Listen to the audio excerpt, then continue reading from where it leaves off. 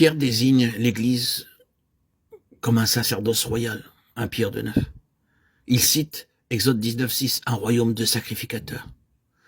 Remarquez l'association de deux idées, roi et sacrificateur, royaume et sacerdoce. Deux fonctions associées. Le trône et l'autel. Qu'est-ce que cela signifie?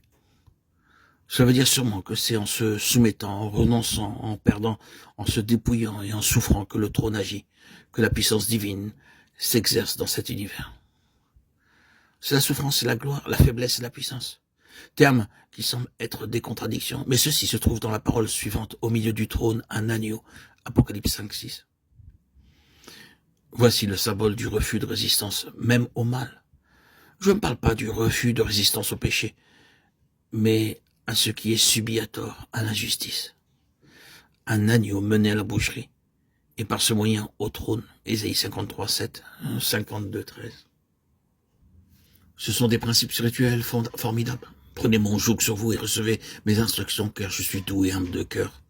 Matthieu 11:29. C'est le roi qui parle, c'est celui dans les mains duquel a été remis tout pouvoir, dans le ciel et sur la terre. Matthieu 28:18. Voyez comment il a reçu l'autorité, comment il a atteint le trône. L'Église est supposée ressembler à cela.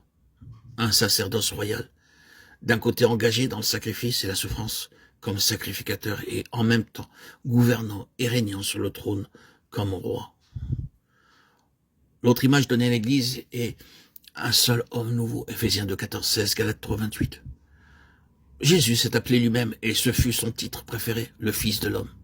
Bien entendu, l'unité dont il est fait mention par Paul est le résultat de la disparition de différentes sortes de gens. Il n'y a plus ni juifs ni gentils. En tant que gens différents, en tant que représentants de deux ordres raciaux d'hommes, ils ont disparu, ils se sont éteints, ils ont disparu, et à leur place, il y a un seul homme nouveau. En reprenant tout ce que nous avons dit au sujet de la signification de l'incarnation, nous devons dire que l'Église est un genre différent d'entité, représentant une sorte différente d'hommes faits, de race, d'humanité, d'un ordre différent, exactement comme Christ était différent. Chez lui, la différence était intérieure. En le considérant de l'extérieur, les gens n'ont pas discerné la grande différence. Il se peut qu'il y ait eu quelques traits qui étaient différents des autres hommes, mais s'il en fut ainsi, ils n'ont pas été impressionnés par ces traits. Ils n'ont pas su se rendre compte de la différence qu'il y avait entre lui et les autres hommes. N'est-ce pas là le charpentier? Marc 6:3. Il parlait de lui comme il l'aurait fait d'autres hommes, le considérant de l'extérieur. Mais en tant qu'homme, il était différent. L'homme qui se trouvait à l'intérieur de l'enveloppe corporelle était un homme différent, gouverné par des lois différentes, par des conceptions entièrement différentes de celles par lesquelles les autres gens étaient gouvernés d'une base différente, et ainsi, dans ce sens, demeurant un mystère. Bien des années plus tard, Jean disait en écrivant sa lettre, « Si le monde ne nous connaît pas, c'est qu'il ne l'a pas connu. » 1 Jean 3:1. Nous aussi, nous sommes des êtres d'un autre genre, et cela devait être, si je peux m'exprimer ainsi, tout à fait naturel. Le réel se crée, la signification réelle est intérieure, n'est-ce pas? Et seulement, nous ne sommes peut-être pas différents des autres gens, bien qu'il doive y avoir quelques marques extérieurement.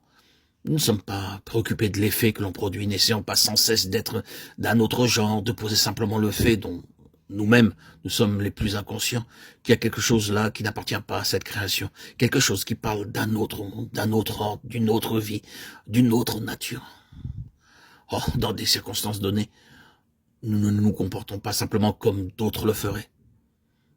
Et l'Église, composée de beaucoup d'individus, est supposée ressembler à cela. Un seul homme nouveau.